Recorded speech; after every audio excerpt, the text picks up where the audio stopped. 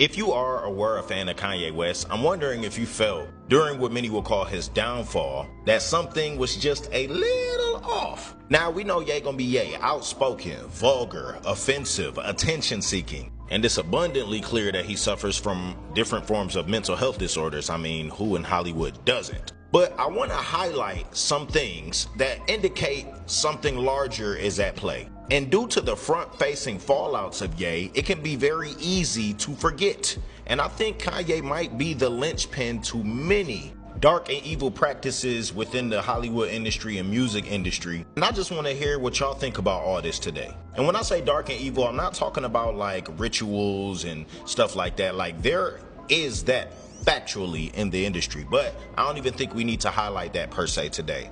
One of the biggest names I want to highlight in relation to Ye is Harley Pasterneck. But let's just do a quick sweep through chronologically of Ye and some of his biggest outspoken moments and biggest fallouts in Hollywood to see if we can recognize any patterns, and then I'll tell y'all what I think. First things first is what all Ye fans know, and that is when Kanye's mother passed away, that marked a big shift in the artist that we would now receive. That birthed 808s and Heartbreaks, and then we got Yeezus from there. And to be fair, before that, Ye was already outspoken, speaking on national TV saying George Bush hates black people, speaking out against 9/11, Hurricane Katrina. Like, I think we can all agree that Ye throughout his entire career has not been morally consistent, but that doesn't mean that the things that he did expose or bring to light are now meaningless or worthless. I don't know why we're at this point in society during this information war where if something negative is true about a person, we have to then detach and disbelieve anything positive that they did or anything that they shed light on. And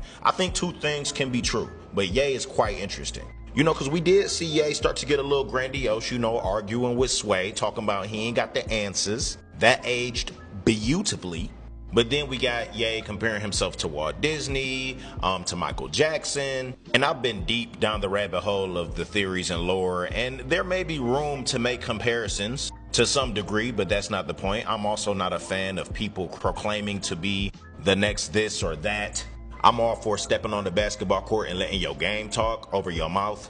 A lot of people still don't know that Ye spent a good deal of his upbringing in China with his mother, who was an educator. So he was just built different from jump, which is why everybody was so confused, at least the people that care, about his marriage and union to Kim Kardashian. Now, there have been many third leg decisions that Kanye has made, and I think that's one of his biggest downfalls. I think arguably the only lyrical artist that talks about getting busy more than Ye is Wayne. But let's keep it moving. We remember when Ye had his famous crash out, I think in 2016, on stage where he was talking to JayZ.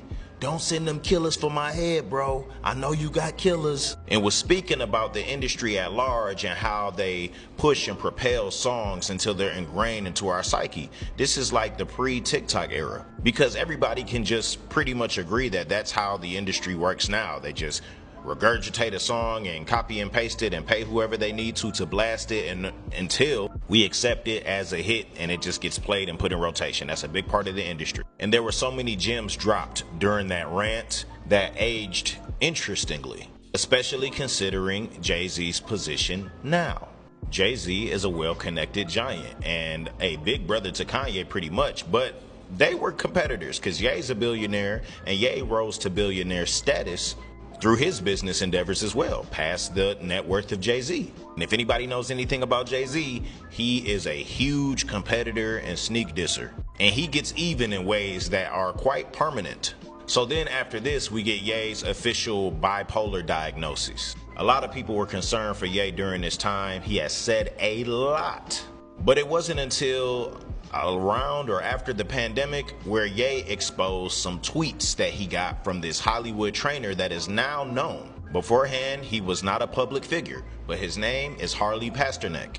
And if you look him up on Google, he comes up as a Canadian personal trainer and a motivational speaker. And he has some public interviews out where you can kind of see him in action. But the fact that he's called a trainer and he's assigned to so many different celebrities, like if you look up Harley Pasterneck and everybody that he's a trainer for, every celebrity, then you look at what he actually does. You can't find any videos of him like really training at all. And he was also in the Canadian Central Intelligence, or a high-ranking member in the military. But basically, this is not a typical person. He is actually reported to be a Hollywood handler, and he handles a lot of people's medications and concoctions like antipsychotics, or if there's psychotics to put people on, the Ozempic, like how celebrities stay mentally how they need to be. Like, they get assigned this man and he gives them concoctions. And the craziest thing is when he texted Ye, when he had sent out all of those tweets talking about going DEFCON 3 and all that stuff.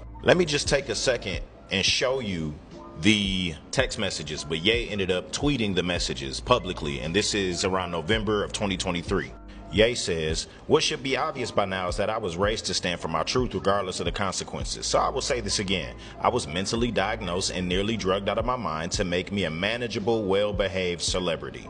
And the message from Harley says, "I'm going to help you one of a couple ways. First, you and I sit down and have a loving and open conversation, but you don't use cuss words, and everything that is discussed is based in fact, and not some crazy stuff that dumb friend of yours told you or you saw in a tweet. Second option, I have you institutionalized again, where they medicate the crap out of you and you go back to zombie land. Play dates with the kids just won't be the same." Now, whenever something very big that comes out with a lot of implications, especially regarding something that somebody said, is put out in such a public fashion by a huge public figure, I wait for one of two things. Context, which gives us more information regarding what we're reading and maybe it's a little easier to swallow.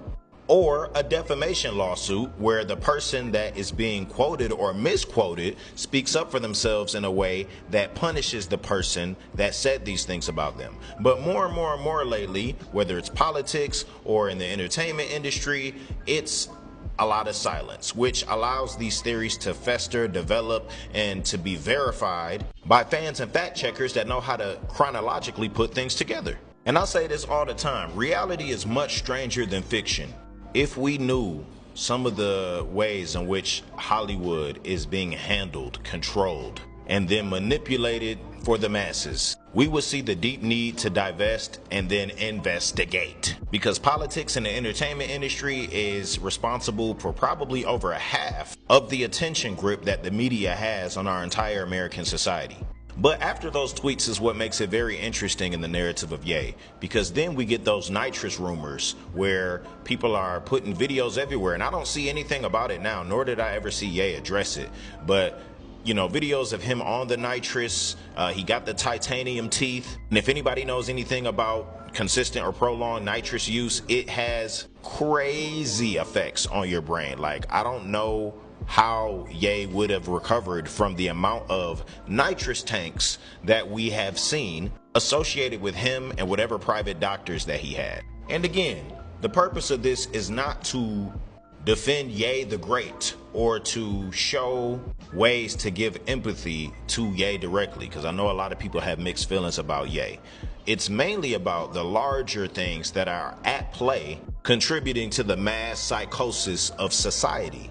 Because once we see these tweets that came out, I feel like everybody was like, all right, Ye has left the chat. Like, this is so unaware, so insensitive, so tone deaf. And honestly speaking, there were just so much more bigger things than him happening to where people could care less or couldn't care less. We got a habit of saying that, couldn't care less. There's so many connections and bridges between your Puff Daddies, your Jeffrey Epsteins, Hollywood rituals, political scandals like the French president having been married to a whole man, that man posing as a woman, Brigitte Macron, who used to teach Emmanuel Macron when he was a little choir boy and thought he'd make a fine husband.